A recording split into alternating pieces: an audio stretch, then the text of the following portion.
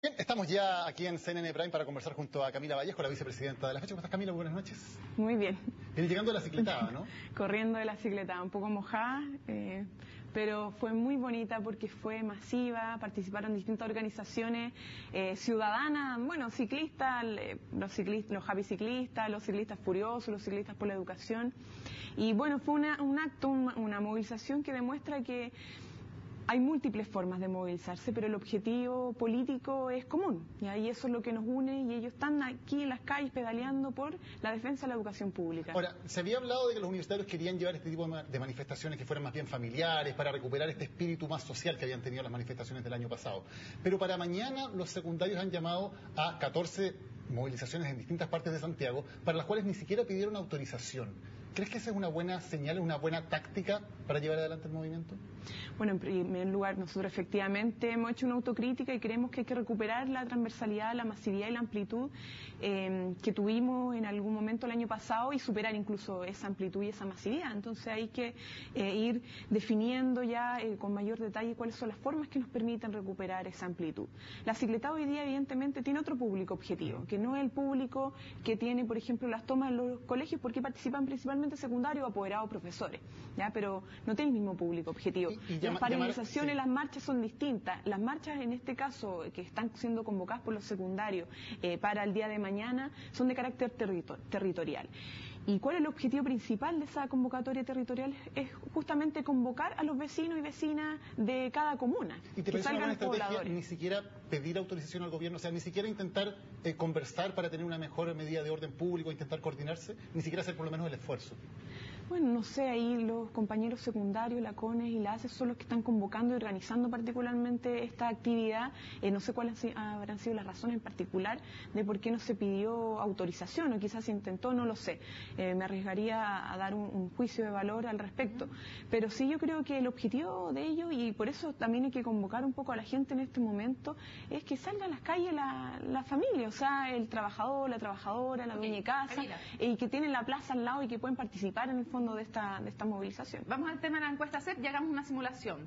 Tú estás en la Universidad de Chile afuera caminando, yo soy una encuestadora de la CEP y te pregunto, si la encuesta CEP fuera mañana, o sea, perdón, si la encuesta CEP, si la elección fuera mañana, ¿ok? Si la elección fuera mañana, ¿por qué candidato votaría? Pregunta abierta.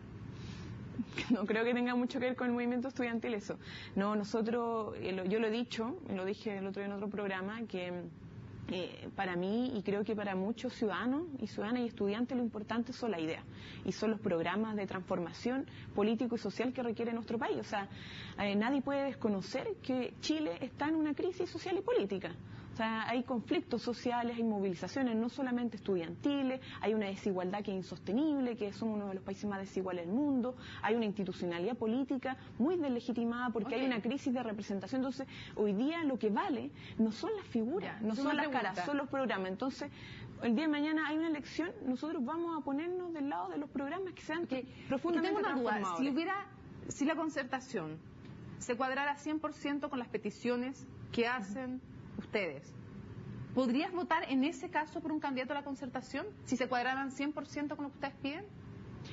A ver, no sé qué opinará la Confecho, la CONE, la ACE al respecto. ¿Tú personalmente o como militante, yo creo que aquí lo que importa, insisto, o sea, si el día de mañana sale la concertación con el candidato que sea, o la oposición en su conjunto, porque la idea es que la concertación es un solo sector de la oposición, salen con un programa que incorpore y se comprometa a educación gratuita, pública, calidad, mejorar la salud, a terminar con este sistema de AFP, por ejemplo, hacer una verdadera reforma tributaria, encaminarnos en la renacionalización de nuestros recursos naturales. Evidentemente que cualquier ciudadano de a pie que está planteando transformación apoyaría, pero la desconfianza existe. O sea, el problema está que aquí no basta con entregar como un cheque en blanco en una votación, sino que el rol que tienen que jugar los movimientos sociales, las organizaciones sociales para hacer valer compromiso. Ahora, esto es un caso hipotético, que la verdad Vamos a volver a Camila, hablemos del movimiento estudiantil concretamente en ciertas declaraciones que hemos escuchado de parte de los dirigentes escolares, por ejemplo, de decir que hoy en Chile hay un estallido social.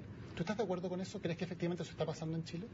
Yo creo que no es Si se entiende por estallido algo espontáneo, no estamos en esa situación. Esto es un tema que se ha venido construyéndose mucho tiempo. O sea, el malestar viene desarrollándose desde hace décadas atrás y a su vez, como se ha venido desarrollando el malestar, se ha venido desarrollando y fortaleciendo las organizaciones sociales que se vieron destruidas durante la dictadura, también durante el periodo de transición, pero en algún momento se trató de recuperar, sobre todo en el ámbito de la educación, donde están los problemas como más sentidos en la sociedad chilena, producto de la desigualdad que se vive. Entonces, no es que estemos en estallido social, esto es el resultado, es la síntesis de un proceso, de una construcción ya casi histórica de organización social y de construcción de demanda y de propuestas en torno a transformaciones que... Hay algo que me llama la atención, escuchando, por ejemplo, lo que dices ahora. El año pasado había una unidad bastante clara de propósitos entre el movimiento de los escolares y el movimiento universitario. Por algo se hablaba simplemente del movimiento estudiantil. Pero ahora, por ejemplo, desde algunas organizaciones de secundario se habla de funar las elecciones municipales. Mientras en tu caso, por ejemplo, tú estás trabajando por un candidato para esas elecciones. ¿Cómo pueden trabajar juntos grupos que tienen discursos tan distintos, en que uno está claramente por la institucionalidad, por ir a las elecciones, por ir al Congreso a trabajar con los parlamentarios, y el otro está por ejemplo, funar las elecciones?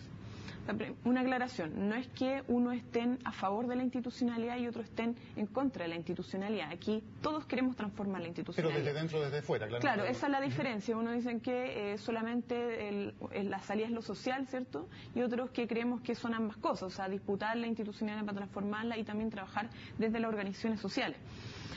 Yo creo que, claro, es una postura que no es de todos los secundarios.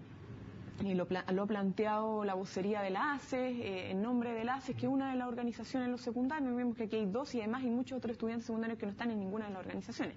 Y la CONFECH no ha planteado eso.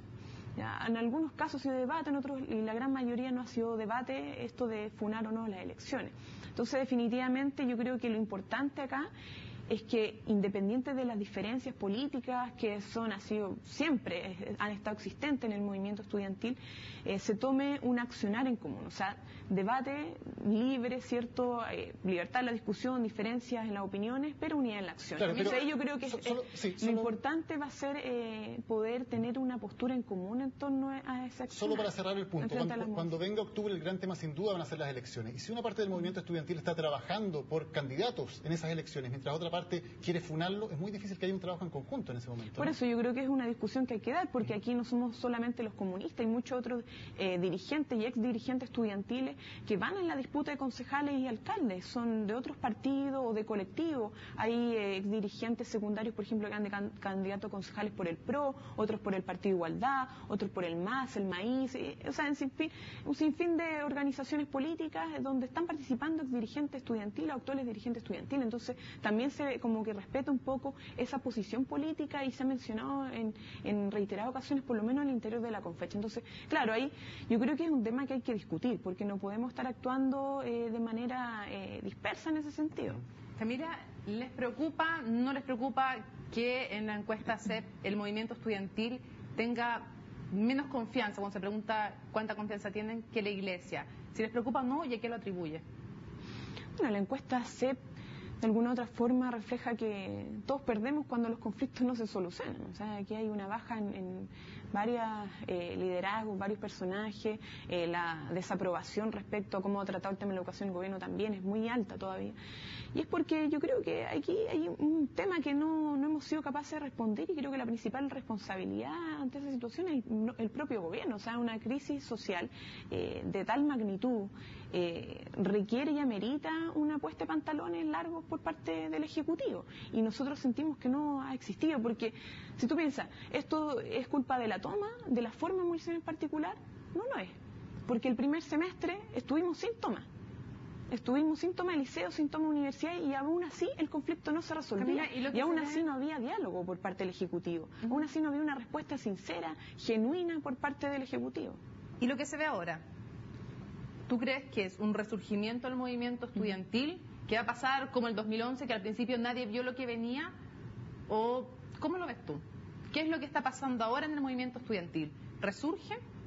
Es que el movimiento nunca ha sido para la casa, o sea, nunca ha muerto como para que tenga que resurgir. Pero me refiero en masividad y en capacidad de convocar y poner la educación al centro, de movilizar gente, movilizar voluntades. Yo creo que sí, el movimiento en este semestre está levantándose con fuerza nuevamente. O sea, el primer semestre tuvimos movilizaciones más aisladas, menos masivas. O sea, tuvimos movilizaciones con importante nivel de convocatoria.